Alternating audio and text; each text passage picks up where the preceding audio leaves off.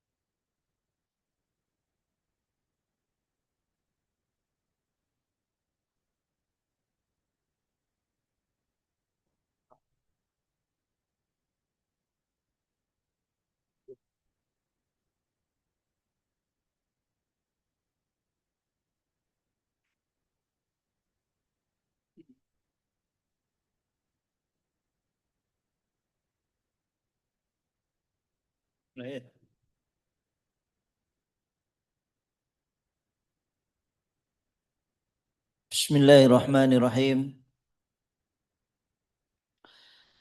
Ma'asyiral muslimin wal muslimat rahimakumullah. Assalamualaikum warahmatullahi wabarakatuh.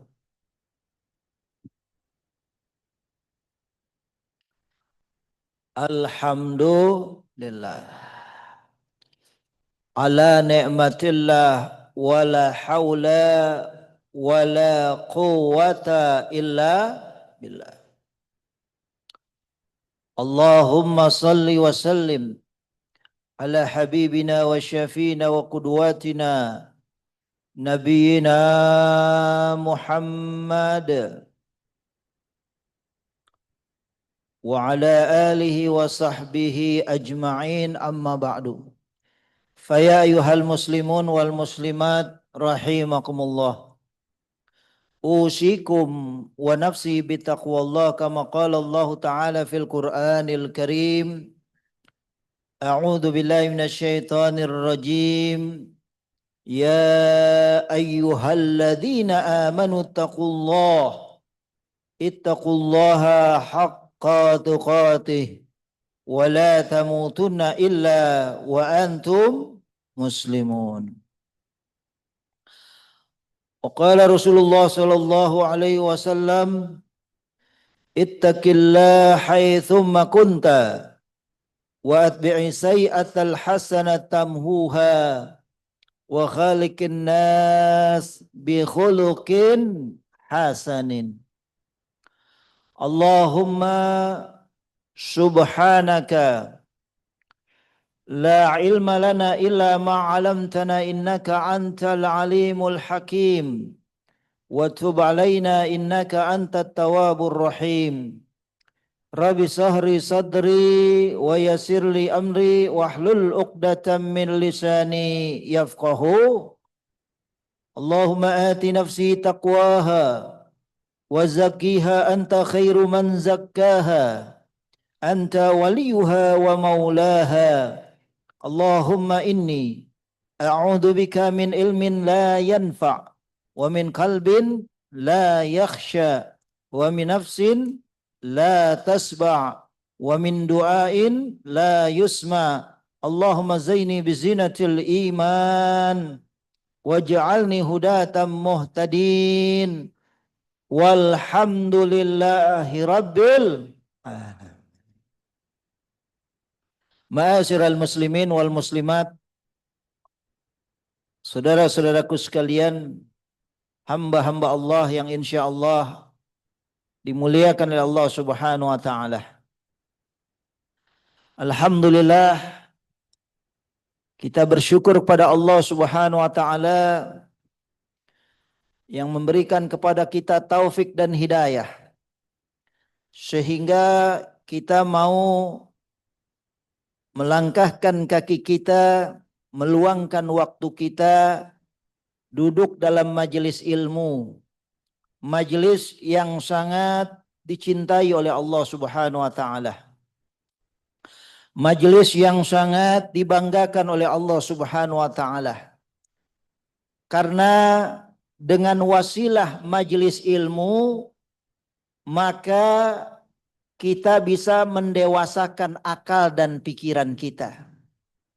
Dengan wasilah majelis ilmu maka kita bisa mendewasakan hati dan perasaan kita. Sehingga semakin bertambah usia kita, semakin dewasa pikiran kita. Semakin dewasa perasaan kita dengan ilmu yang Allah ajarkan di dalam Al-Quran dan hadis-hadis Rasulullah SAW. Sehingga kita semakin mengetahui, semakin memahami, semakin menyadari dan meyakini tentang hakikat hidup dan kehidupan yang kita jalani, di antaranya yang sedang kita jalani kehidupan di dunia yang sangat sementara ini. Tetapi akhir dari perjalanan hidup kita bukanlah di dunia. Setelah di dunia kita akan masuk dalam kehidupan alam barzakh.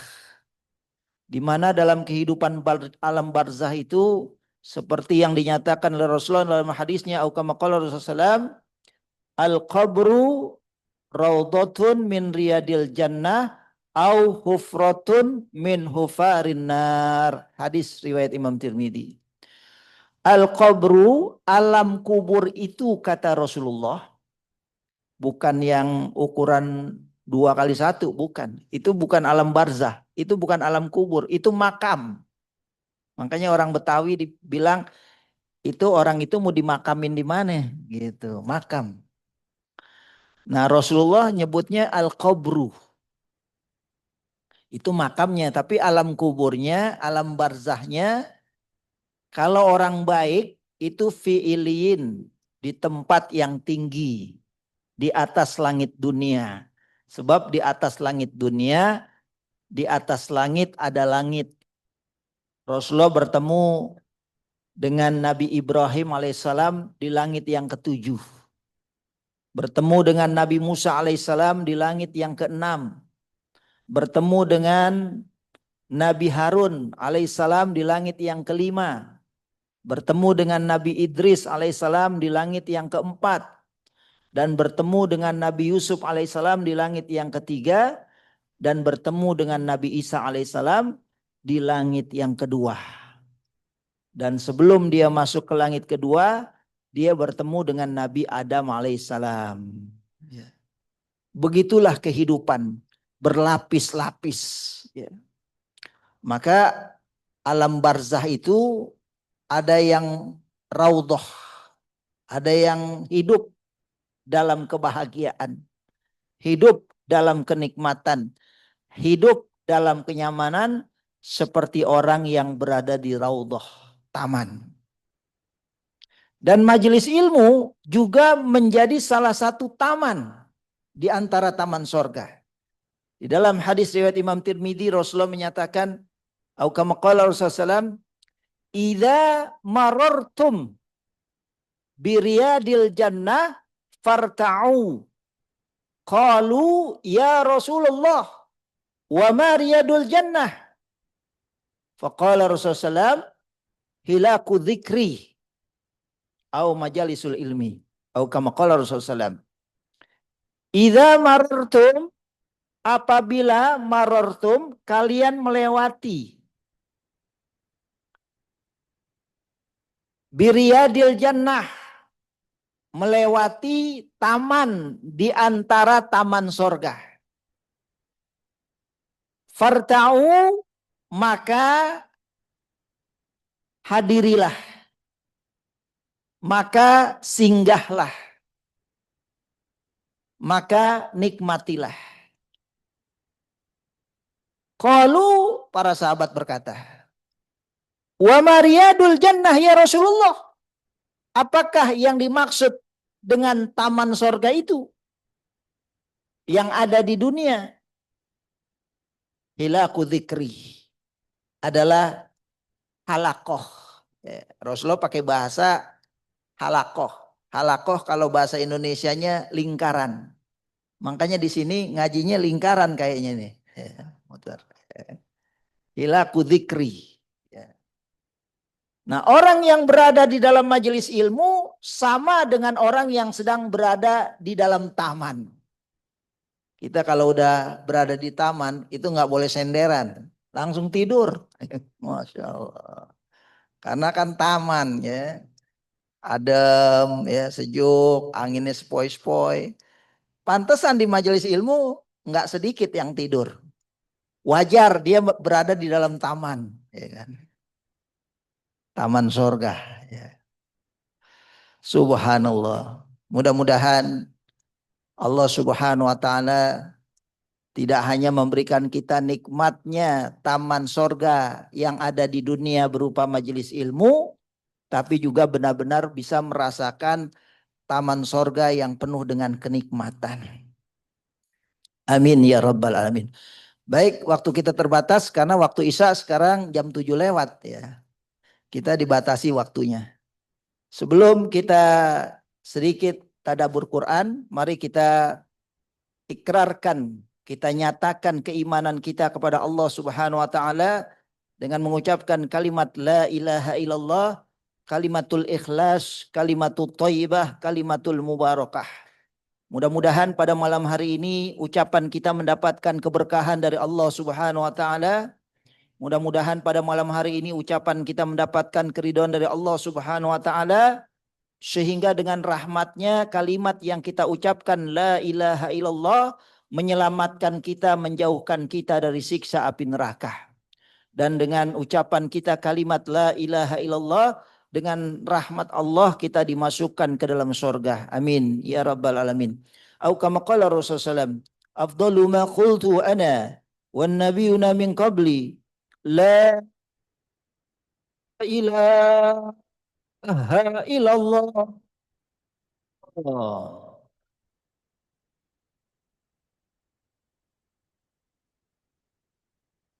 La ilaha illallah. Oh.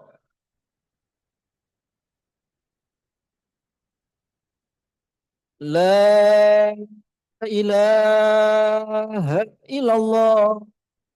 Oh.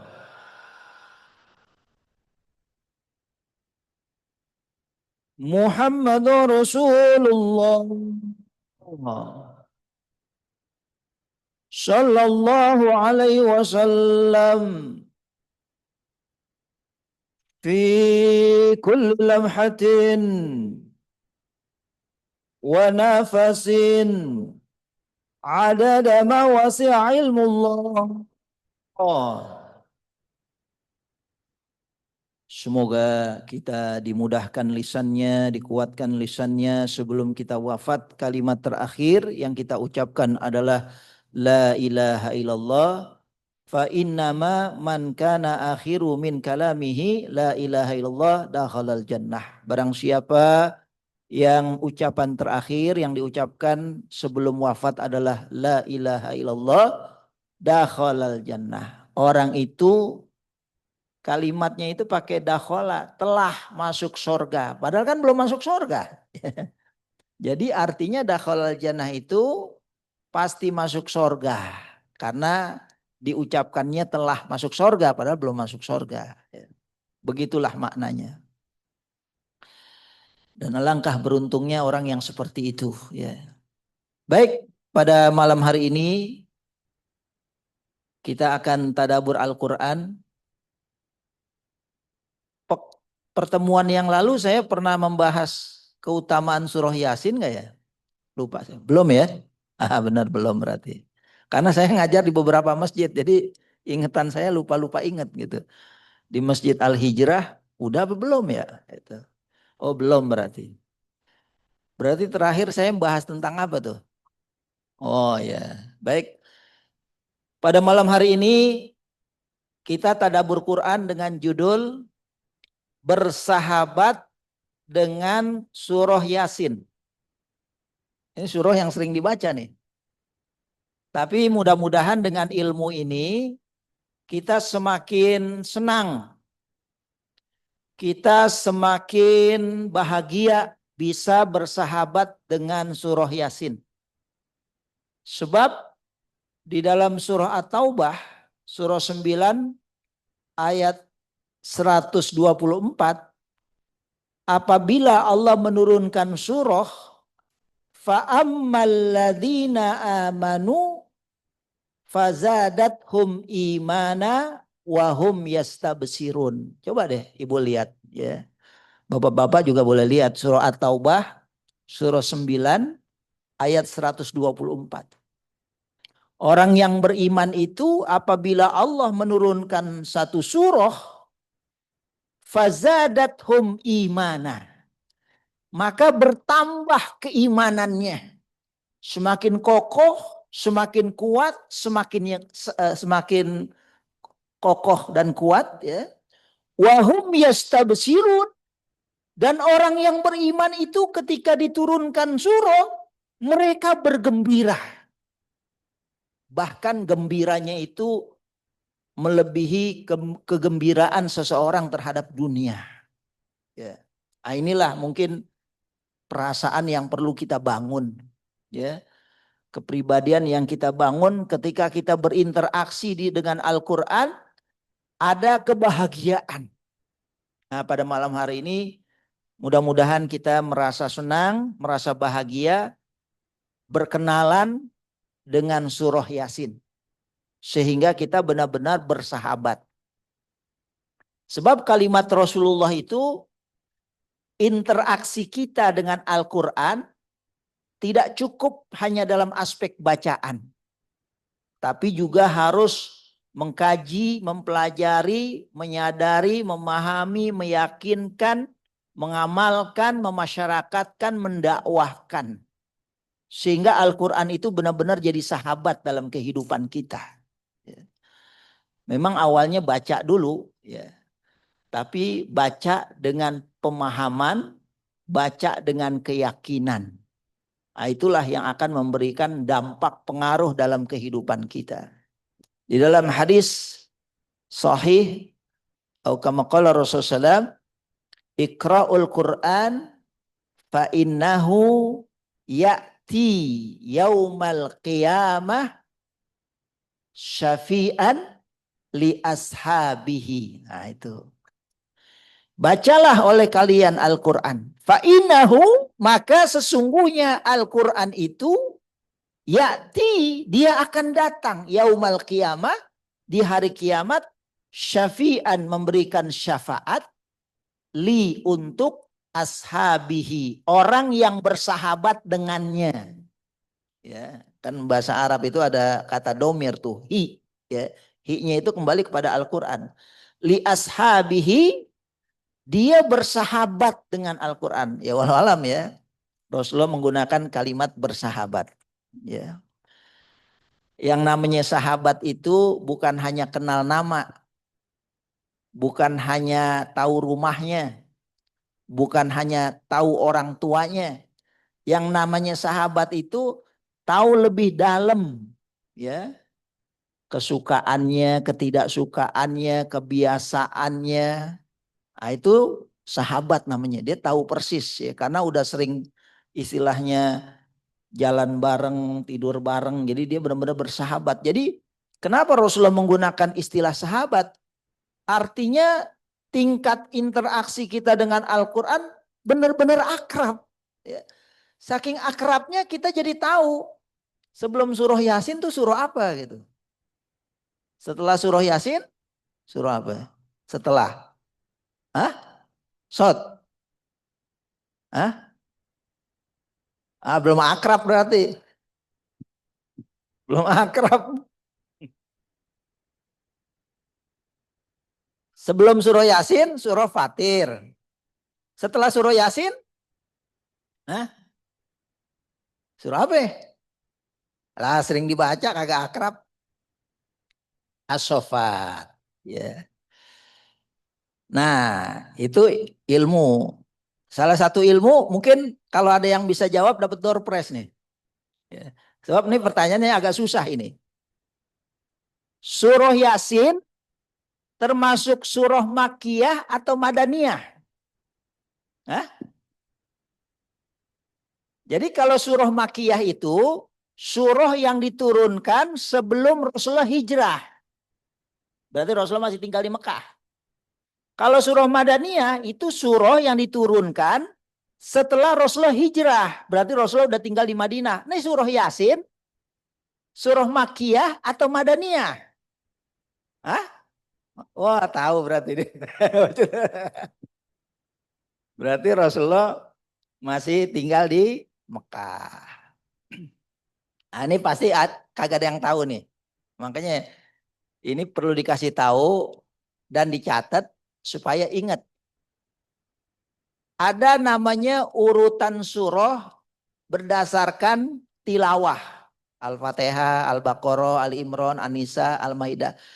Ada susunan surah berdasarkan turun. Maka pengetahuan kita tentang surah Yasin seperti seorang sahabat lebih dalam lagi. Surah Yasin secara urutan turun diturunkan setelah surah apa? Nah, ini kayaknya agak susah ini. Jadi sebelum surah Yasin, Allah menurunkan surah apa? Nah, agak susah ini. Agak susah. Artinya tingkat keakraban. Nah, ini kita sekedar mengevaluasi tingkat keakraban kita, ya kan? Kan kalau temen yang akrab itu pitaknya aja tahu. Ini mohon maaf, dia sebenarnya pitakan dia. Itu temen yang akrab tuh, ya kan? Ya artinya kan kalau pitak ini di rambut ya. Tapi kalau temen yang akrab dia tahu, ya. Makanya dipanggilnya si Udin Pitak gitu. Ya artinya akrab dia. Nah, surah Yasin ini berdasarkan ilmu, harus berdasarkan ilmu, nggak boleh nebak ya. Ada dalam kitab Fadail Suwaril Quran ya, yang ditulis oleh Syekh Ibrahim Ali ya. Surah Yasin ini turunnya setelah surah Al-Jin. Surah Al-Jin ya. Itu mah bacaan. Dari sisi bacaan setelah Fatir. Dari sisi turun. Turunnya setelah surah Al-Jin. Nah, surah Al-Jin itu turun ketika Rasulullah berdakwah ke Taif disambit sampai berdarah. Lalu Rasulullah sholat malam di lembah Nakhlah. Di lembah Nakhlah itulah Allah memberitahu, Qul, katakan ya Muhammad, uhiya, telah diwahyukan kepadaku, ya, annahu sesungguhnya istama'a nafaru minal jin, bahwa sebagian jin itu ada yang mendengarkan bacaan Quran Rasulullah di lembah Nakhlah itu, ya. Lalu jin itu berkata, inna sami'na Qur'anan ajaban, ya, yahdi ila rusdi fa'amanna bihi. Lalu jin itu beriman, ya kan? Artinya Rasulullah diberitahu waktu dakwah ke Taif mengajak orang beriman malah disambit. Tapi ketika Rasulullah mau pulang dari Taif ke Mekah, itu saya alhamdulillah tahadus binima saya pernah ditakdirkan Allah ke Taif saya. Ternyata naik bis 3 jam ada itu waktu itu. Ya, 3 jam. Berarti agak jauh. Itu bayangkan Rasulullah kita kira-kira berapa jam itu jalan ya. Dari Ka'bah itu, ya kan, rumah Rasulullah kan dekat Ka'bah itu. Ya. Yang sekarang jadi perpustakaan, ya. Itu jauh, ya kan. Nah, sampai di lembah Nakhla, sebelum sampai ke rumah itu Rasulullah sholat malam, jin beriman kepada Rasulullah, itu hiburan. Nah, kira-kira surah Yasin itu diturunkan oleh Allah setelah peristiwa itu. Nah, kemudian sedikit setelah kita sedikit kenal surah Yasin dari latar belakang, ya. Sekarang kita bacakan beberapa hadis. Beberapa hadis yang terkait dengan surah Yasin.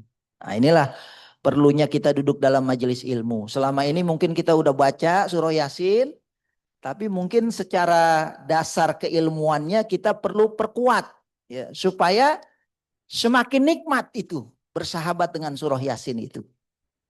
Saya juga secara pribadi, subhanallah ya, setelah saya pelajari, setelah kaji, satu ketika habis sholat subuh, saya pengen baca surah Yasin. Saya baca. Nah ini rahasia, jangan kasih tahu yang lain. Ya. Guru saya mengajarkan, kalau kita baca Quran, misalnya kita mau baca surah Yasin, awalilah dengan baca Al-Fatihah. Karena Al-Quran itu dibuka dengan surah Al-Fatihah. Jadi apapun surah yang kita baca dalam Al-Quran, maka awali dengan membaca surah Al-Fatihah. Ya. Maka saya baca Al-Fatihah, setelah itu saya baca Yasin. Begitu saya baca Yasin, Bismillahirrahmanirrahim. Yasin wal Qur'anil Hakim. Innaka laminal mursalin warattilil Qur'ana tartila. Itu pesan Allah ya. Bacalah Al-Qur'an itu secara tartil. Tartil itu kalau bahasa kitanya itu pelan-pelan. Enggak buru-buru, tapi pelannya sesuai dengan hukum tajwid, ya kan? Tapi enggak buru-buru, ya. Begitu saya baca dan saya niat pengen bersahabat dengan surah, saya merasakan nikmat. Oh, kok nikmat ya? Padahal saya sering baca surah Yasin dulu-dulunya. Tapi waktu kemarin itu saya, kok merasa nikmat. Oh, berarti memang pengetahuan itu memperkuat amal. Ya. Ilmu itu memperkokoh amal. Jadi dengan ilmunya semakin kuat, maka amal kita semakin berkualitas. Ya. Saya waktu itu, kok enak ya. Akhirnya saya jadi ketagihan. Ya, ketagihan. Subhanallah. Jadi kayak orang makan sotomi, enak, nambah. Masya Allah. Begitulah kira-kira ya kan. Pengen nambah. Karena Yasin ini cuma 83 ayat. Kalau dibaca secara tartil, ya mungkin nggak nyampe 15 menit ya. Nggak nyampe 15 menit, udah selesai. Enak banget, baca lagi. Ya kan? Masya Allah. Itu. Karena kita tahu hadis-hadisnya. Baik, saya bacakan hadisnya. Pertama, hadis sahih riwayat Imam Ibnu Hibban. Ya. Jadi hadisnya ini sahih. Ya. Artinya bisa kita jadikan sebagai dasar untuk beramal. Untuk jadi dalil. Bagaimana kita bersahabat dengan surah Yasin. Au kama qala Rasulullah SAW, man qara'a Yasin fi lailatin ibtagha'a wajhillah ghufira lahu. Begitu kata Rasulullah SAW. Man barang siapa qara'a, dia telah membaca surah Yasin. Untuk apa dia baca surah Yasin? Ibtagha wajhillah, karena dia ingin bisa bertemu dengan Allah, ingin melihat wajah Allah. Kalau bahasa kitanya ikhlas, bukan karena disuruh orang. Ya. Kan bisa kita baca Yasin karena diundang orang. Ya, undang selamatan, syukuran. Berarti kita bacanya karena diundang. Kalau nggak diundang kagak baca kita. Itu. Jadi tapi itu ikhlas juga, ya kan? Ikhlas ya. Karena nanti pulangnya dikasih nasi besek ya. Dan saya pernah ditanya, Pak Ustadz, kenapa Islam mengajarkan diskriminasi dalam pembagian besek? Saya perhatikan ustadznya dikasih 2. Jamaah yang lain 1. Ini dasarnya gimana nih Ustadz nih? Waduh, ini ilmu kelas susah ini. Coba ada yang bisa jawab gak? Kok Ustadz dikasih 2? Ya Beb. Saya kasih 2. Kok yang lain 1? Kalau bahasa dianya waktu itu dia nanya diskriminasi. Memang saya cari. Cuman kan saya orangnya suka humor. Ya. Akhirnya saya jawabnya benar tapi ada humornya. Jadi sejarah selamatan, syukuran itu adanya di Indonesia. Di wilayah-wilayah lain nggak ada, ya kan? Nah itu yang punya ide namanya Sunan Kalijaga, ya, Sunan Kalijaga. Kalau mau nyunatin selamatan, kalau mau nikahin selamatan, ya. Bisa bahasanya syukuran, ya. Dan itu termasuk kebaikan insya Allah karena kita ngundang orang makan, ngasih orang makan, dan kita berdoa kepada Allah supaya selamat, ya. Dan kenapa nanti dibacakan Yasin? Saya jelaskan. Ini kaitannya dengan besek dulu, ya kan? Ya. Kenapa dibaca ini Yasin bukan Al-Baqarah gitu? Ya kalau Al-Baqarah kelamaan. Gitu. Tapi nggak begitu jawabannya, ya kan? Ini masalah besek dulu nih. Kenapa besek bisa dua nih Ustadz nih? Akhirnya warisan Kanjeng Sunan itu turun temurun. Nah turunan para Kanjeng Sunan itu kiai. Ada Kiai Khos, ya. Kiai itu orang yang innama yakhsyallaha min ibadihil ulama. Surah Fatir ayat 28. Sesungguhnya orang yang paling takut kepada Allah adalah para kiai. Ya, kiai yang dulu, ya, kiai yang sekarang walau alam. Ya, ya sebab ada kiai tapi ngucapin itu, ngajakin Natal bersama. Kalau yang kiai yang dulu beneran itu, ya kan? Khosyah. Makanya kata Rasulullah juga ulama ada dua. Ada ulama yang benar, yang bertakwa, ada ulama su, ya kan? Ada dua. Kiai juga begitu di zaman sekarang, ya. Tapi kalau dulu, masya Allah, dia benar-benar hanya takut kepada Allah, sehingga kiai nggak pernah takut sama bininya, ya, nggak pernah takut sama istrinya, ya. Karena dia nggak takut, dia nikah lagi aja. Nah, itu. Karena dia nikah lagi, berarti istrinya dua. Pak Kiai istrinya dua. Jadi kalau mimpin tahlil dikasih satu, wah bisa berantem. Makanya Pak Kiai dikasih dua. Jadi kalau Ustadz dikasih dua, kelebihan. Belum Kiai dia. Kalau Ustadz masih takut sama istrinya, nggak berani dia. Ustadz istrinya masih satu. Nah, cuman karena udah jadi tradisi, udah jadi kebiasaan, biarpun Ustadz istrinya satu, tetap dikasih dua. Tapi sejarahnya Kiai istrinya dua. Gitu. Coba di Madura Kiai yang punya pesantren mana ada istrinya satu, ya kan? Dan itu halal Bu ya, ini jangan protes Bu, ya kan? Tapi itu ya itu pilihan hidup berkeluarga. Dan itu dihalalkan oleh Allah di Quran. Wah kalau dibahas panjang lagi, jangan dah. Ya. Pokoknya itu sejarah besek begitulah, ya besek. Ya. Tapi ini rahasia jangan kasih tahu yang lain.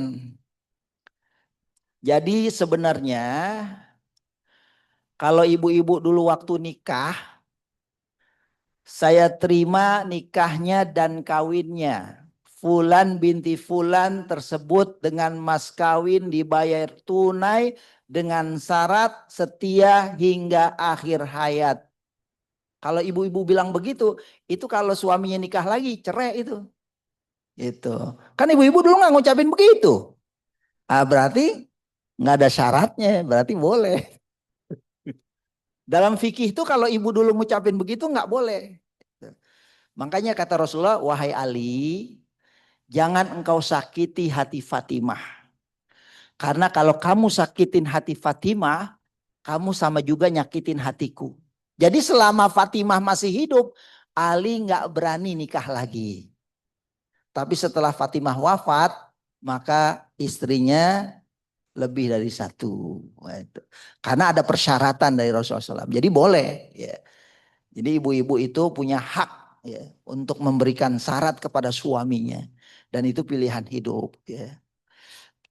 Panjang bahas, jangan dah. Udah. Pokoknya urusan besek begitu ceritanya. Ya kan? Pak Kiai itu. Ya kan? Karena dia istrinya lebih dari satu, maka beseknya dua. Kalau istrinya tiga, Pak Kiai beseknya berapa? Tiga. Kalau istrinya empat, Pak Kiai beseknya berapa? Kalau istrinya 5, kebangetan tuh Pak Kiai, ya kan? Kagak boleh. Kagak boleh, ya kan? Kalau 5 nggak boleh. 4, Bib, ya kan? Dan subhanallah, ya, begitulah kehidupan. Ya. Tapi subhanallah kemarin ada anggota dewan yang istrinya 4 yang dari Madura tuh kan akur ya. Subhanallah, luar biasa.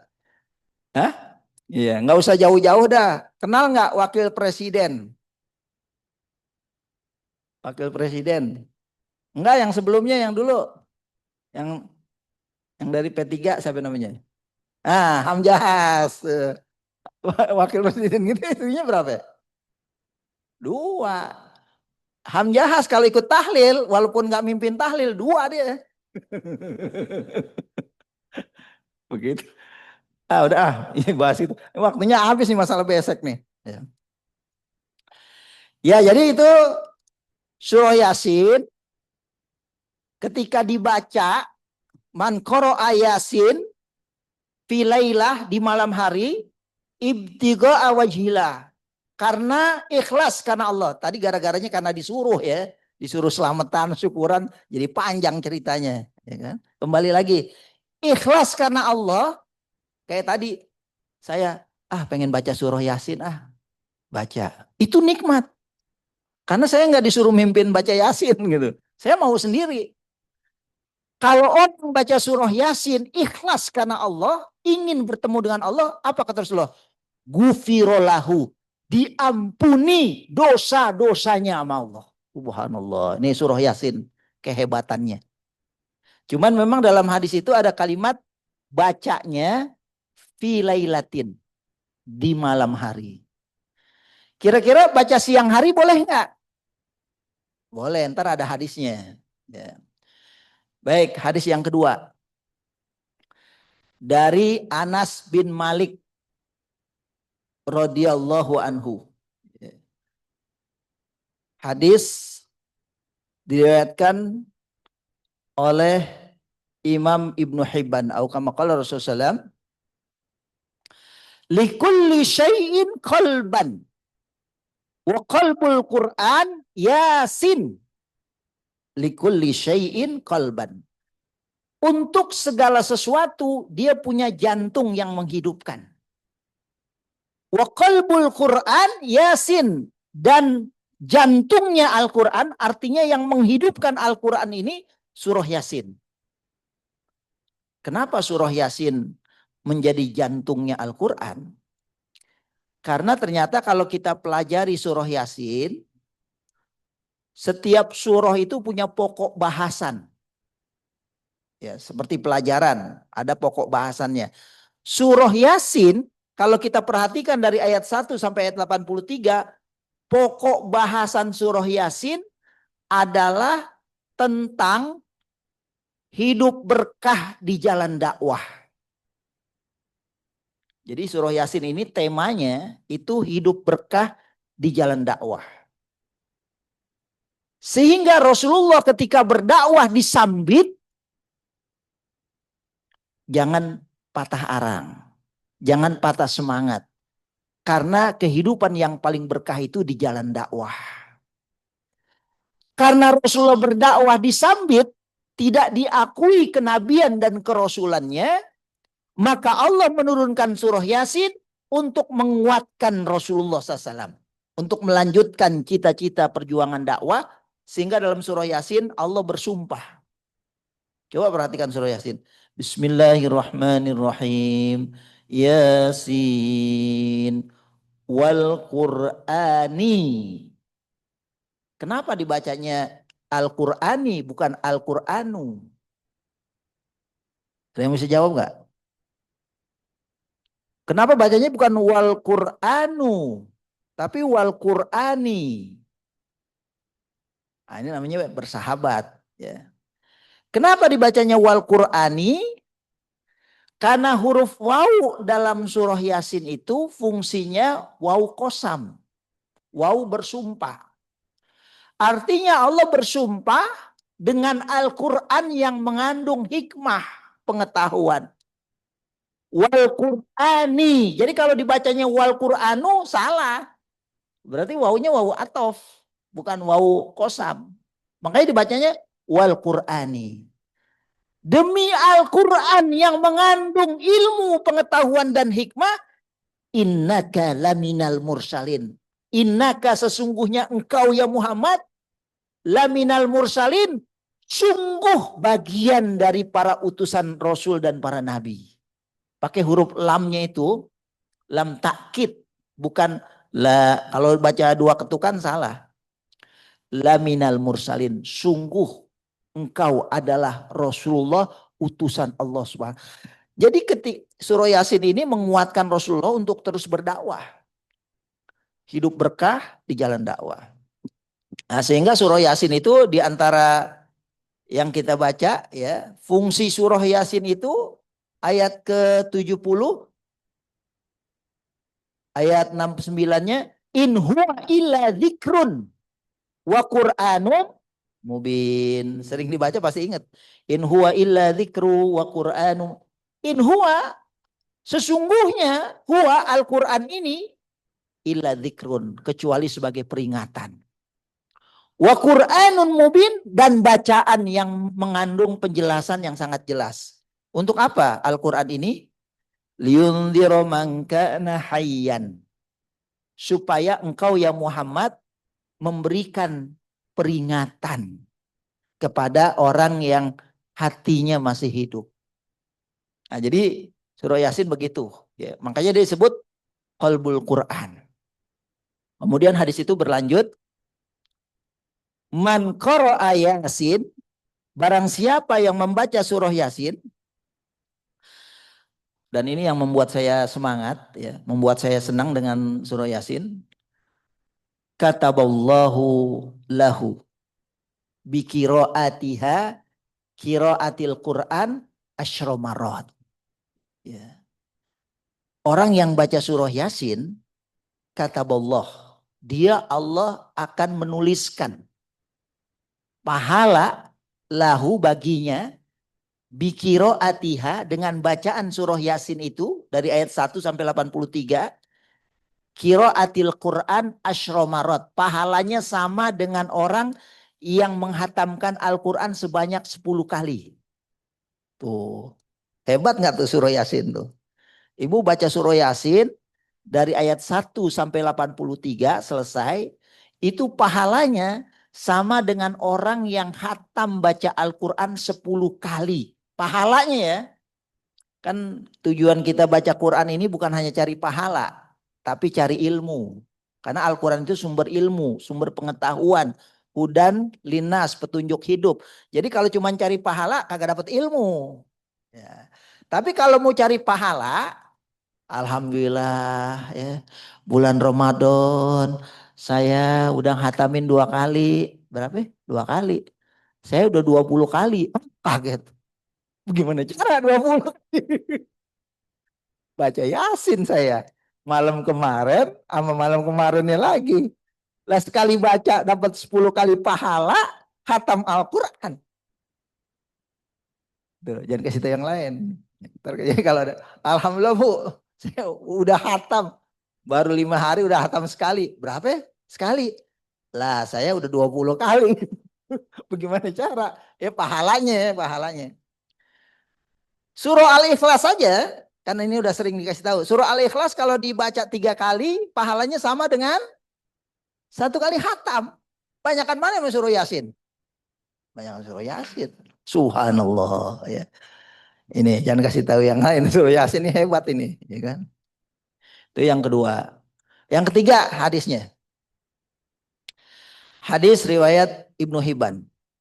Sahih hadisnya. Au kama qala Rasulullah, Iqra'u ala mautakum Yasin. Iqra'u, bacalah oleh kalian. Ini perintah Rasulullah. Ya. Ala mautakum, atas orang yang sedang mengalami sakaratul maut, menjelang wafat.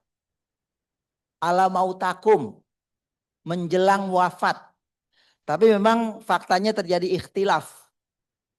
Ada yang baca Yasinnya setelah meninggal. Ada yang baca Yasinnya sebelum meninggal. Ada yang qobla, ada yang ba'da. Tapi Kalau berdasarkan hadis ini, arahan Rasulullah itu ikra'u ala mautakum Yasin. Bacakan oleh kalian surah Yasin atas orang yang sedang mengalami sakaratul maut sebelum meninggal. Pertanyaannya, kenapa yang disuruh oleh Rasulullah surah Yasin? Bukan surah Al-Baqarah. Orang mau meninggal, dibacain Al-Baqarah, protes. Kelamaan. Panjang amat surah Al-Baqarah. Kenapa bukan Al-Ikhlas, kependekan. Bukan itu jawabannya. Jawabannya, karena ada hadis ya, dari seorang tabi'in, ya, Atha bin Abi Rabah. Rasulullah SAW bersabda, au kama qala Rasulullah SAW,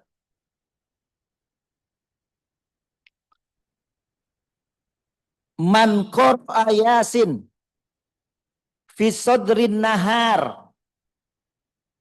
Barang siapa yang membaca surah Yasin di siang hari. Ya, baca Yasin di siang hari. Qudiyat hawaijuhu.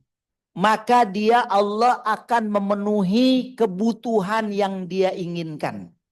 Makanya kalau kita ingin sesuatu yang kira-kira menurut kita agak sulit, maka bertawasul dengan surah Yasin. Ya.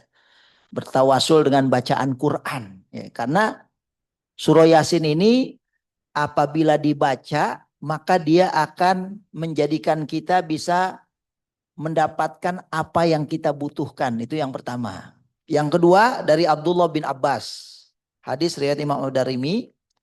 Au kama qala sallallahu man qara'a Yasin hina yusbihu au man qara'a hina yusbihu surah Yasin u'tiya yusra yaumihi hatta yumsiya. Barang siapa yang membaca surah Yasin di pagi hari, selanjutnya di sore hari, barang siapa yang membaca surah Yasin di pagi hari, u'tiya yusra yaumihi, maka Allah akan memberikan kepadanya kemudahan pada hari itu. Jadi ternyata surah Yasin itu, kata Al-Imam Ibnu Katsir di dalam kitab tafsirnya, para ulama memberikan penjelasan kepada kita. Para ulama, jadi bukan satu dua orang. Para ulama menjelaskan kepada kita berdasarkan riwayat-riwayat tersebut, apabila seseorang menghadapi satu masalah, lalu masalah itu dihadapi dengan surah Yasin, pasti Allah akan memberikan kemudahan dengan membaca surah Yasin itu. Subhanallah. Jadi surah Yasin apabila kita sedang menghadapi masalah dibaca, itu jadi mudah. Nah itulah sebabnya Rasulullah menyuruhkan kita baca surah Yasin menjelang orang wafat. Kata Imam Ibnu Katsir, karena dengan baca surah Yasin kita akan menurunkan rahmat dan berkah, menghadirkan kemudahan sehingga proses kematiannya mudah. Begitu. Kenapa dibacanya surah Yasin? Dan ini saya tahadus binimah ya. Saya di kampung saya nggak mau jadi tokoh spiritual. Ya. Makanya kalau mimpin-mimpin doa, saya suruh teman saya, ya, yang pernah ngaji sama saya. Ya. Ya, saya nggak mau bilang dia murid, ya kan, teman saya. Ya. Dia ngaji sama saya sejak dia SMA. Waktu awal ngaji dia penggemar slang, ya, sampai tidur di potlot sama slanker, ya kan. Sekarang jadi ustadz dia, ya, jadi ustadz, ya. Namanya Ustadz Maman Suryaman, ya kan. Orang Sukabumi, masya Allah. Padahal dulunya penggemar slanker, tapi karena ngaji terus bertahun-tahun, ya, akhir sekarang jadi ustadz, ya. Alhamdulillah. Nah dia yang saya suruh-suruh, saya nggak mau, ya kan. Nah tapi satu ketika tetangga depan rumah saya nenek-nenek tinggal sendirian. Mengalami sakaratul maut depan rumah saya. Pak Ustadz ada enggak? Kenapa Bu? Itu tahu nggak di depan tuh mau meninggal sekarat, tolong bacain surah Yasin. Hah? Bacain surah Yasin? Emang saya tahu hadisnya. Ikra'u ala mautakum Yasin. Cuman kan kalau jadi tokoh spiritual, ntar saya disuruh-suruh mulu lagi. Orang mau meninggal, saya dipanggil. Orang mau meninggal, saya panggil. Kan takut juga saya ngeliat orang meninggal. Tapi karena tetangga depan, akhirnya saya mau. Tapi sebelum saya mau, saya tanya, emang nggak dibacain surah Yasin? Udah Pak Ustadz, ibu-ibu udah pada baca. Berulang-ulang berkali-kali. Tapi belum meninggal-meninggal. Mungkin kalau Pak Ustadz yang baca, jadi meninggal gitu. Oh suruh. Jadi emang sekaratnya udah sekarat pasti meninggal. Cuman nggak meninggal-meninggal. Dibacain Yasin. Nah karena ibu-ibu maksa, saya berangkat lah. Saya lihat ibu-ibu kok pakai masker masuk kamarnya. Tapi saya nggak dikasih tahu. Ya karena saya nggak tahu, saya masuk aja ke dalam kamarnya. Saya ingat hadis Rasulullah. Barang siapa yang membaca surah Yasin ikhlas karena Allah, maka Allah akan memberikan kemudahan. Saya niat supaya orang ini dimudahkan proses kematiannya. Dan mungkin tadi ibu-ibu baca surah Yasin tidak dibuka dengan Al-Fatihah. Nah, itu ilmunya. Dia langsung baca Yasin, nggak baca Al-Fatihah. Sehingga langit nggak kebuka. Nah, saya sebelum baca Yasin waktu itu saya baca Al-Fatihah dulu. Ala hadhihi niyah Al-Fatihah. Saya baca Al-Fatihah. Selesai Al-Fatihah, waladhdallin, amin, amin, amin ya rabbal alamin. Saya baca Yasin. Bismillahirrahmanirrahim. Yasin wal Qur'anil Hakim. Nah, kemudian ayat terakhirnya innama gimana? Amruhu idza arada syai'an ayyaqula lahu kun fayakun. Nah, begitu saya selesai baca, fasubhanalladzi biyadihi malakutu kulli syai'in wa ilaihi turja'un.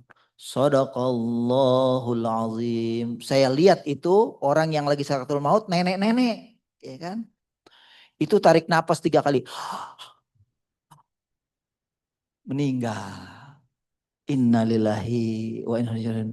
Langsung saya keluar, tuh udah meninggal. Sombong amat. Enggak begitu.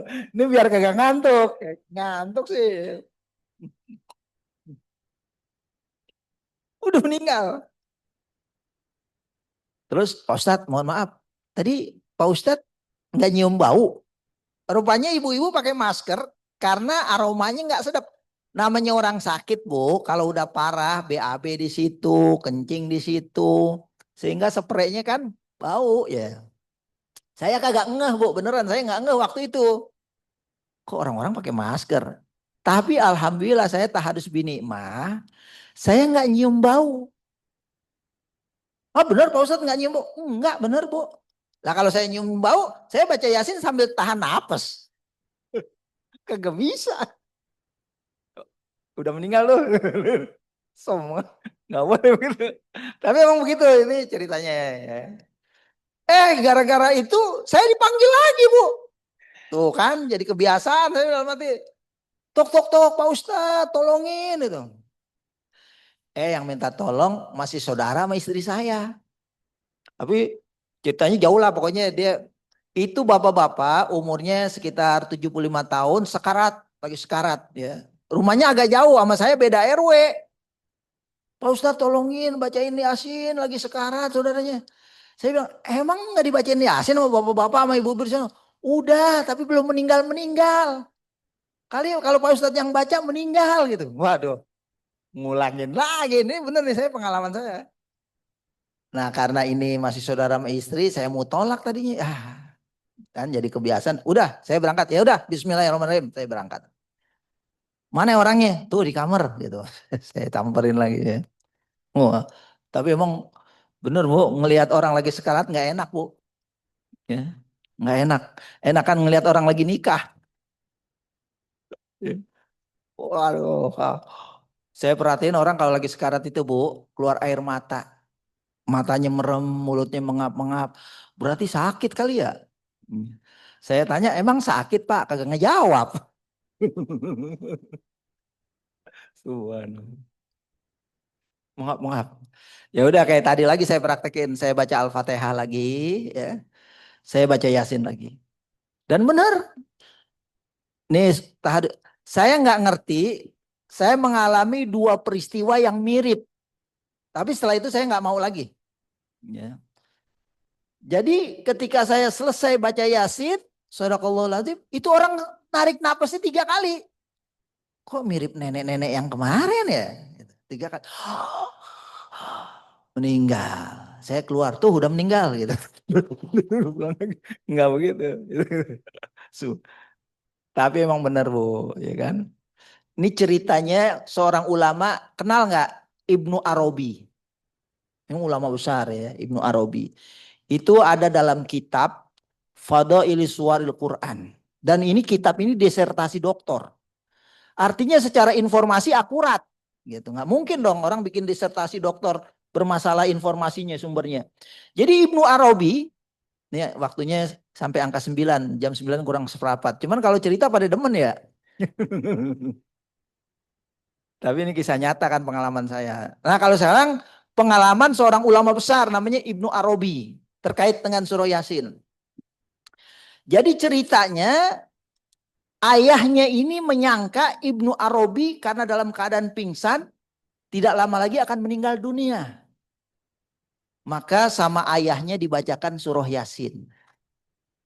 Nah kata Ibnu Arabi, ketika aku pingsan itu, ya, aku merasakan ada orang-orang jahat begitu banyak yang ingin menzolimi.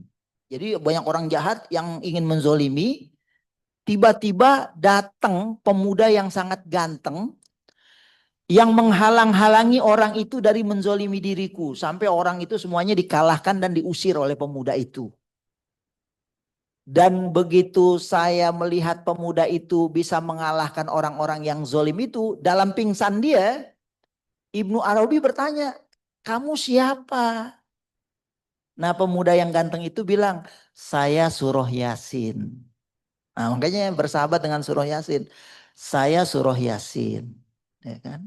Nah begitu dia bilang saya Surah Yasin, dia sadar siuman. Begitu dia sadar, ternyata dia sedang berbaring dan ayahnya sedang duduk membaca Surah Yasin. Nah itu pengalaman ruhiyah atau pengalaman spiritual seorang ulama besar, betapa surah Yasin itu dahsyat sekali gitu. Nah, itulah hadis-hadis yang terkait dengan surah Yasin. Nah, kenapa kita disuruh oleh Rasulullah membaca surah Yasin? Jawabannya terkait dengan pokok bahasan surah Yasin. Karena surah Yasin ini liundhira man kana hayyan. Surah Yasin ini adalah surah yang memerintahkan Rasulullah untuk terus berdakwah sampai akhir hayat. Sampai berdakwah kepada orang yang mau meninggal. Jadi kita ini berdakwah ketika orang itu masih sadar, ya, masih hidup. Bahkan ketika menjelang sakaratul maut, kita dakwahi dia dengan surah Yasin. Ya. Karena surah Yasin itu intinya tentang dakwah. Tapi kalau saya pengennya sih terus nih, karena surah Yasin ini belum kelar nih. Saya belum berbicara tentang contoh kasus di surah Yasin, hidup berkah bersama dakwah, kemudian dampak dari berdakwah itu. Singkatnya begini, ibu-ibu kan sering baca, ada kalimat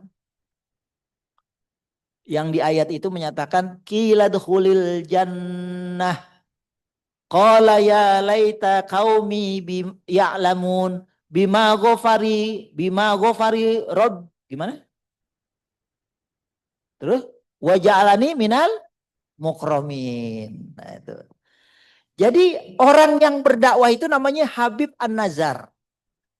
Ternyata dia dibunuh, syahid. Nah begitu syahid kata Allah, qila dkhulil jannah, masuk kamu ke dalam sorga. Kata dia apa? Qala ya laita qaumi, sekiranya kaumku mengetahui, ya, Bima ghafaroli robbi, dengan ampunan yang Allah berikan kepadaku, wa ja'alni minal mukramin, dan menjadikan aku orang yang mulia. Jadi memang surah Yasin ini berbicara tentang dakwah, dan orang yang mau berdakwah itu pahalanya surga. Nanti kita berbicara tentang surga bersama surah Yasin kalau masih ada pertemuan, karena ini saya ingatkan sedikit. Sekarang kita ini sudah tanggal 27 Jumadil Akhir. Ya, setelah Jumadil Akhir bulan apa? Bulan Rajab. Berarti mungkin terakhir kali ada ya. Ya, itu Tamasya ke surga bersama surah Yasin. Ya, judulnya Tamasya ke surga bersama surah Yasin. Ini harus daftar nih, kalau enggak ikut piknik. Ya, Tamasya ke surga bersama surah Yasin. Sekarang tanggal 27 Jumadil Akhir, berarti hari Sabtu itu tanggal 29. Kalender Hijriah itu tanggal itu paling akhir 30. Bisa 29, bisa 30. Dan berarti kita masuk bulan Rajab. Di dalam kitab Mukhtarul Hadis, khamsul layalin. Nah, Habib pasti tahu ya. Ada 5 malam yang kalau kita berdoa, doa kita mustajab. Pertama, malam tanggal 1 Rajab. Berarti kemungkinannya malam Ahad atau malam Senin. Nah, itu tanggal 1 Rajab itu kemungkinannya hari Ahad atau hari Senin. Nah, kita berdoanya di malam tanggal 1 Rajab. Ya udah berdoa aja, malam Ahad berdoa, malam Senin berdoa. Karena malam itu malam yang penuh dengan keutamaan. Dalam kitab Mukhtarul Hadis. Di antara doanya apa? Allahumma barik lana fi Rajaba wa Sya'ban wa balighna Ramadan. Jangan-jangan Ramadan besok Ramadan yang terakhir. Dan jangan-jangan yang kemarin yang terakhir. Meninggal di bulan Sya'ban. Siapa ini? Mudah-mudahan kagak ada ya. Jangan ngedoain. Tapi ini ngingetin. Kan? Ada tetangga saya. Ya. Cerita lagi. Ini kisah nyata semua saya. Nggak ngarang. Nggak ada di Al Hidayah. Ya. Nggak ada di sinetron. Jadi teman saya itu, saya nggak mau nyebutin namanya, sama saya cuma, dia pernah ngaji sama saya.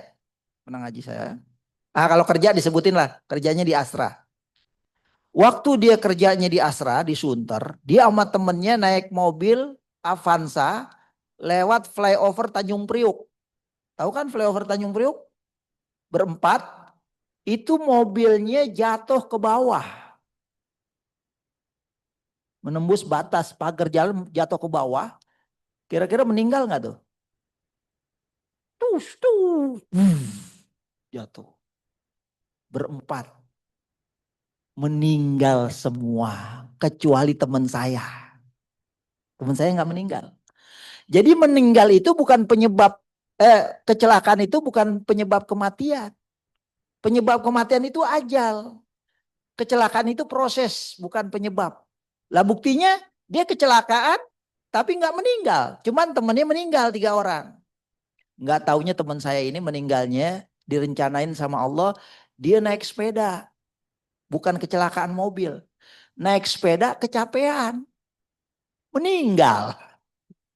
Kemarin jatuh dari mobil kagak meninggal. Naik sepeda kecapean meninggal. Nah, jadi itu bukan penyebab. Nah ceritanya begini. Beberapa tahun yang lalu saya lupa ya. Itu malam Senin itu taraweh pertama. Malam Senin itu taraweh pertama. 1 Ramadan. Nah karena hari Ahad ini teman saya suka bersepeda. Bersepedalah dia ke Bogor. Ke Bogor, sampai Bogor meninggal dunia.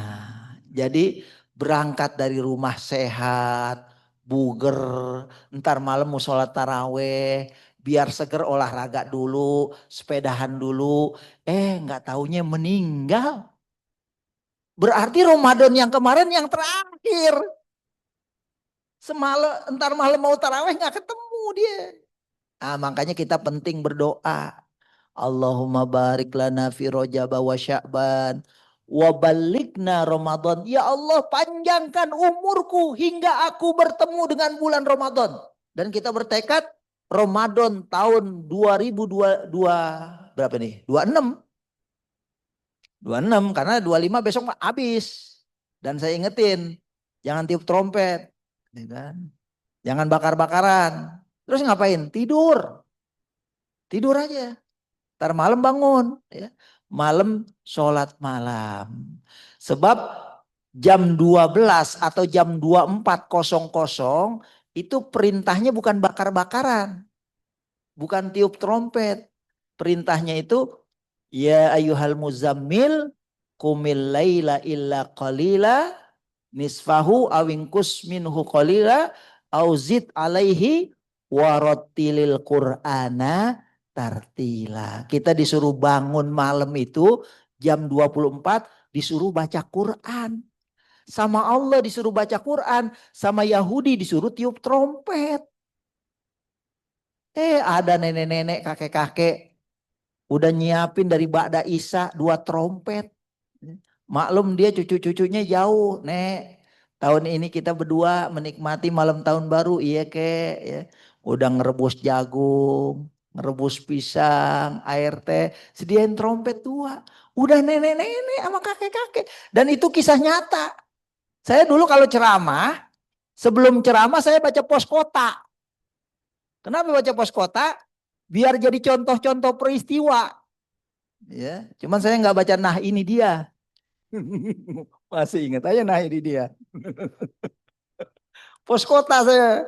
Nah itu cerita nenek-nenek sama kakek-kakek meninggal dunia ketika tiup trompet malam tahun baru, itu kisah nyata juga, cuman adanya di koran. Orang udah tua, udah bau kuburan, bukannya tobat, makin bener deket sama Allah. Jam 00.00 tiup trompet. Orang disuruh baca Quran, dia tiup trompet. Akhirnya ubun-ubunnya ditiup sama malaikat.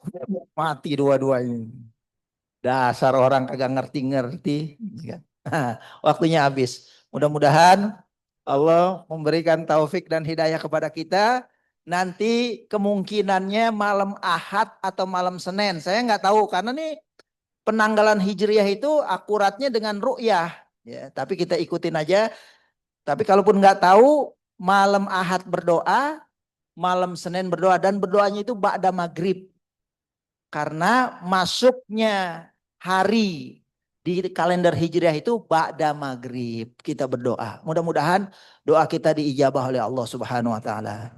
Kita akhiri dengan doa kafaratul majelis. Subhanakallah bihamdika asyhadu an la ilaha illa anta. Assalamualaikum warahmatullahi wabarakatuh.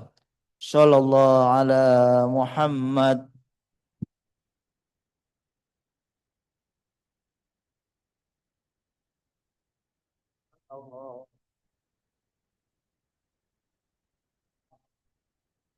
Muhammad sallallahu alaihi wasallam sallallahu Muhammad sallallahu alaihi wasallam sallallahu alaihi wasallam sallallahu Muhammad sallallahu alaihi wasallam sallallahu ala Muhammad sallallahu alaihi wasallam sallallahu ala Muhammad sallallahu alaihi wasallam sallallahu ala Muhammad sallallahu alaihi wasallam sallallahu ala Muhammad ya Rabbi salli wa sallim Allahumma salli wa sallim wa barik alaihi wa ala alihi